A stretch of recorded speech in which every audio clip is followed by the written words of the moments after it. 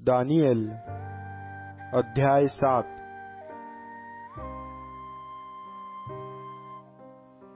बाबेलाचा राजा Belshazzar याच्या कारकिर्दीच्या पहिल्या वर्षी दानिएल आपल्या पलंगावर पडला असता त्याला स्वप्न पडले व त्याच्या डोक्यात दृष्टांत घोळू लागले।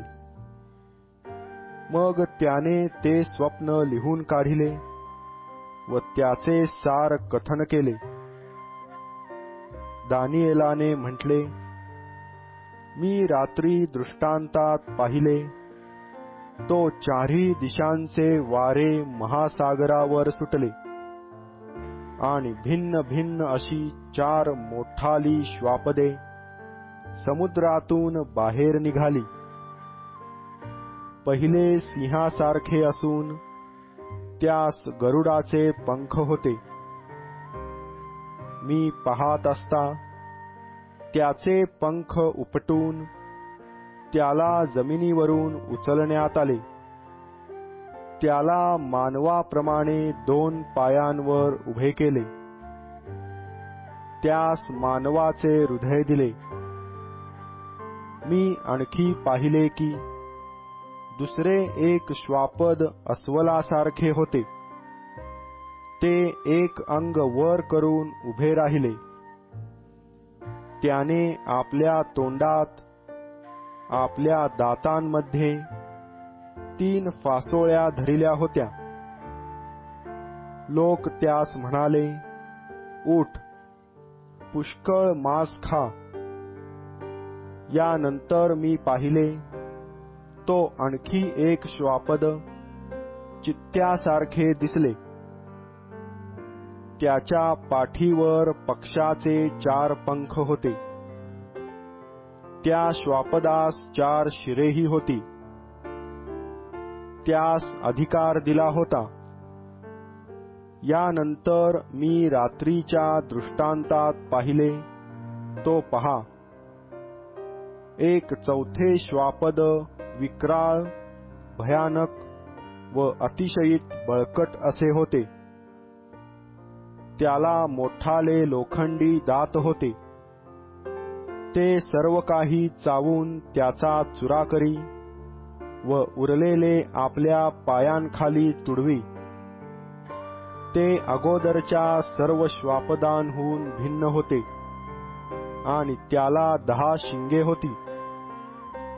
मी ती शिंगे न्याहाळून पाहत असता पहा, त्यांच्यामध्ये आणखी एक लहानसे शिंग निघाले।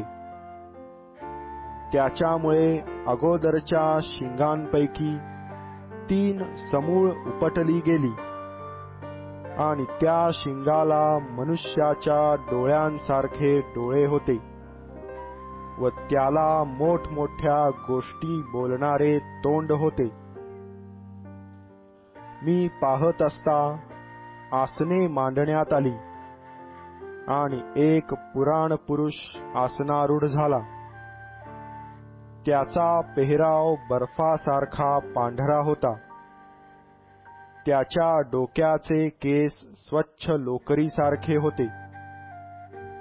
त्याचे आसन प्रत्यक्ष अग्निज्वालामय होते व त्या आसनाची चक्रे धगधगीत अग्निरूप होती। त्याच्या समोरून अग्निप्रवाह वाहत होता। हजारो लोक त्याची सेवा करीत होते। लाखो लोक त्याच्या समोर उभे होते। न्यायसभा भरली, वह्या उघडल्या गेल्या। त्या समयी त्या शिंगातून निघालेला मोठा शब्द ऐकून मी पाहत असता त्या श्वापदाचा वध करण्यात आला। त्याचे शरीर छिन्न भिन्न करण्यात आले व ते जळावे म्हणून अग्नीत टाकण्यात आले, एवढे मी पाहिले।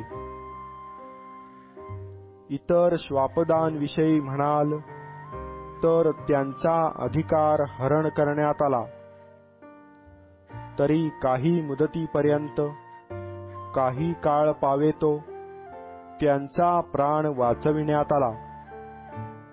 तेव्हा मी रात्रीच्या दृष्टांतात पाहिले, तो आकाशातील मेघांवर आरूढ होऊन मानवपुत्रासारखा कोणी आला. तो त्या पुराण पुरुषाकडे आला व त्यास त्यांनी त्याच्याजवळ नेले.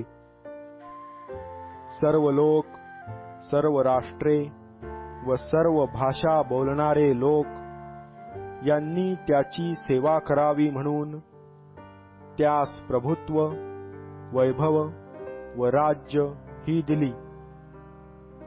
त्याचे प्रभुत्व अक्षय व अढळ आहे. त्याचे राज्य अविनाशी आहे. मज दानिएलाचा जीव माझ्या ठाई घाबरा झाला. माझ्या डोक्यात घोळणाऱ्या दृष्टांतांमुळे मी चिंताक्रांत झालो. जवळ उभे असलेल्यांपैकी एकाकडे मी गेलो व या सर्व गोष्टींचे मर्म त्यास विचारिले. तेव्हा त्याने मला ते कथन केले व या सर्व गोष्टींचा अर्थ मला समजावून सांगितला.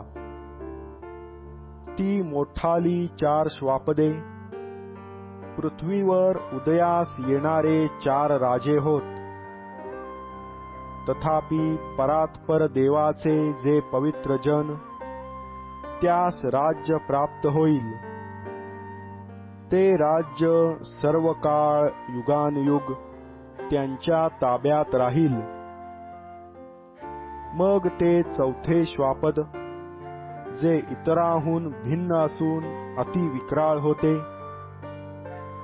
ज्याचे दात लोखंडाचे व नखे पितळेची होती, जे सर्व काही चावून त्याचा चुरा करी व उरलेले आपल्या पायांखाली तुडवी, त्याचे काय ते कळावे म्हणून मी इच्छा दर्शविली.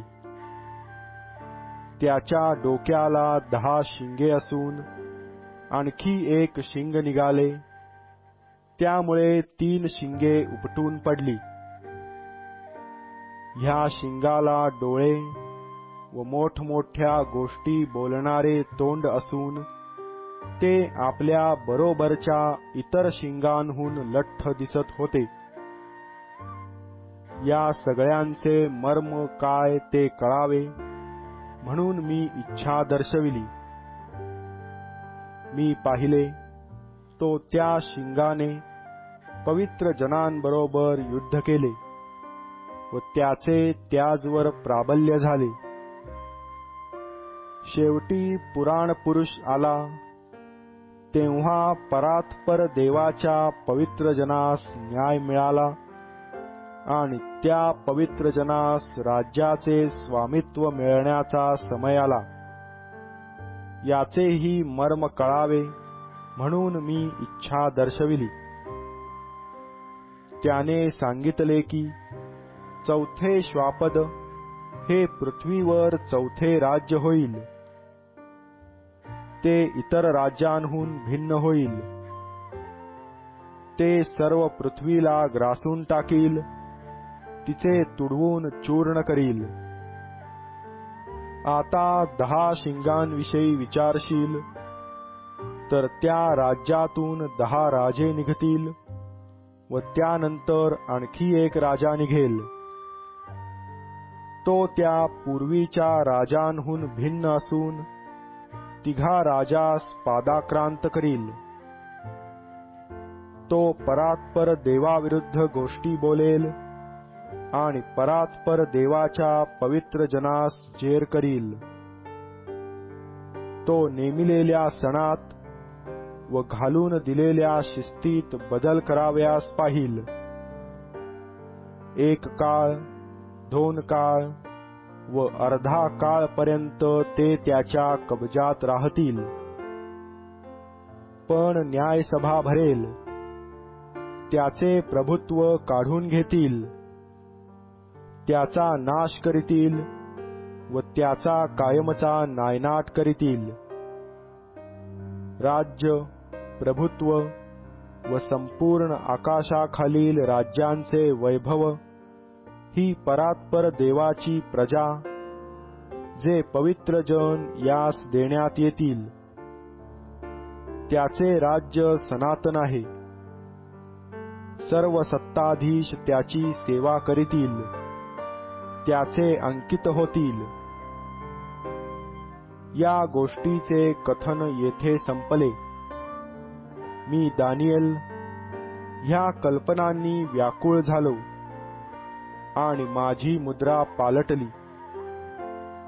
तरी मी हे सर्व आपल्या मनात ठेविले